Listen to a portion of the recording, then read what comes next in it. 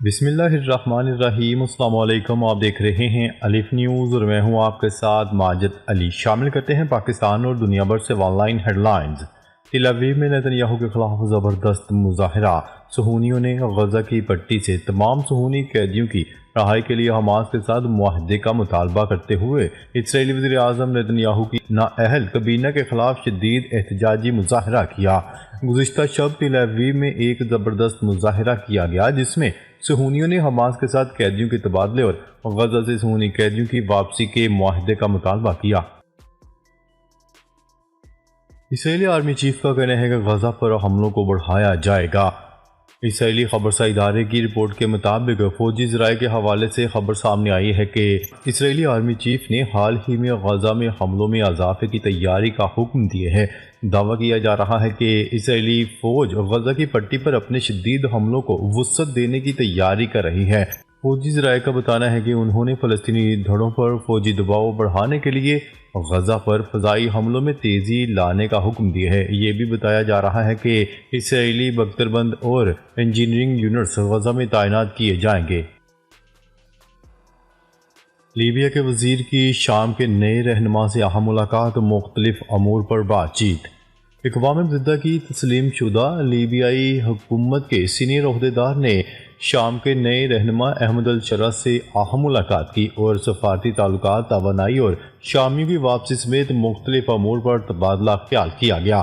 فرانسیسی خبرساں ادارے کی رپورٹ کے مطابق لیبیا کے وزیر مملکت برائے مواصلات اور سیاسی امور ولید العافی نے ملاقات کے بعد صحافیوں کو بتایا کہ ہم نے شام کے حکام کو اہم عبوری مرحلے کی کامیابی کے لیے مکمل حمایت کا یقین دلایا ہے۔ ایران اور چین کے وزراء خارجہ کی اہم ملاقات۔ ایرانی وزیر خارجہ عباس اراغچی کا کہنا ہے کہ اسلامی جمہوریہ ایران چین کے ساتھ تعاون کے بے پناہ گنجائشوں سے استفادے کا کوئی موقع گنوانا نہیں چاہتا اور نہ ہی 25 سالہ منصوبے کو مختلف شعبوں میں باہمی تعاون کی توسیع کی منصوبہ بندی سمجھتا ہے۔ چین کے دورے پر گئے وزیر خارجہ سید عباس اراغچی نے اپنے چینی ہم منصب سے ملاقات میں گفتگو کی۔ اس ملاقات میں فریقین نے دونوں ممالک کے اسٹریٹجک تعلقات میں وسیع استحکام کے دونوں ملکوں کے رہنماؤں کے عزم پر زور دیا۔ ترکی اور امریکی وزیر خارجہ کی شام کی صورتحال پر ٹیلی فونک گفتگو۔ امریکی وزیر خارجہ اینتھونی بلنکن نے اپنے ترک ہم منصب سے فون پر بات کے دوران اعلان کیا کہ امریکہ ایک ایسے سیاسی عمل کی حمایت کرتا ہے جس کی قیادت اور کنٹرول صرف شامیوں کے ہاتھ میں ہو، جبکہ ترک وزیر خارجہ نے شام کی نئی انتظامیہ کے ساتھ تعاون کی ضرورت پر زور دیا۔ اینتھونی بلنکن اور ترک وزیر خارجہ نے شام حالیہ پیش رفت پر تبادلہ خیال کیا۔ انہوں نے شمالی شام میں کرد فورسز کے مسئلے پر بھی بات چیت کی۔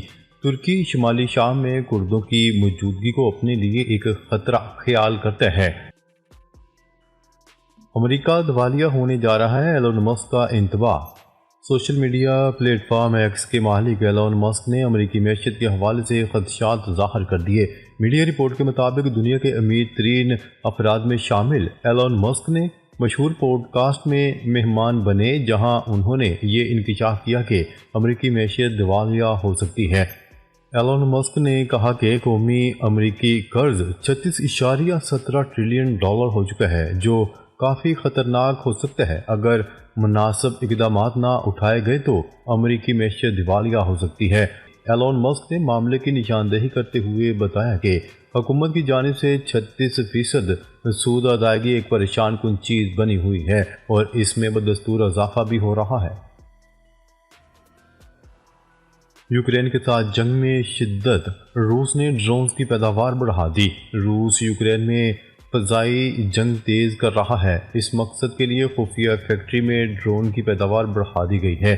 امریکی ٹیلی ویژن CNN کی رپورٹ کے مطابق روس نے یوکرین کے خلاف اپنی فضائی جنگ کو مزید شدت دے دی ہے۔ اطلاعات کے مطابق ایک خفیہ فیکٹری میں ڈرونز کی پیداوار میں تیزی لائی جا رہی ہے تاکہ جنگ کو مزید تقویت دی جا سکے۔ رپورٹ کے مطابق روس نے ڈرون حملوں میں نمایاں اضافہ بھی کر دیا ہے، جو تقریباً روزانہ یوکرین کے شہریوں کو خوفزدہ کر رہے ہیں۔ اسرائیلی حملے کے بعد غزہ کا آخری فعال ہسپتال بھی بند، سربراہ کو حراست میں لے لیا گیا۔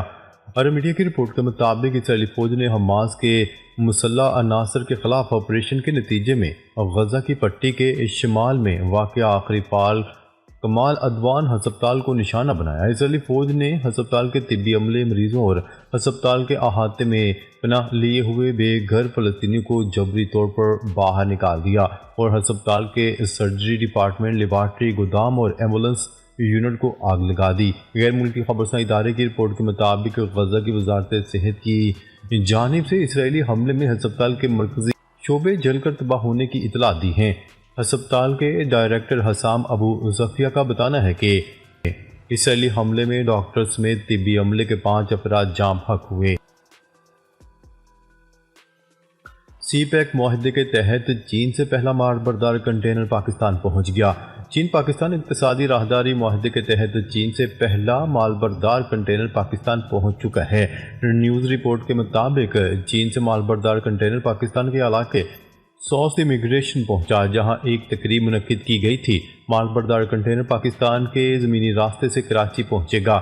کنٹینر 8 روز میں کراچی پہنچے گا، جہاں سے سمندری راستے سے متحدہ عرب امارات کی جبل علی پورٹ پہنچے گا۔ ڈونلڈ ٹرمپ کی ٹک ٹاک پر پابندی کے قانون کو مؤخر کرنے کی درخواست۔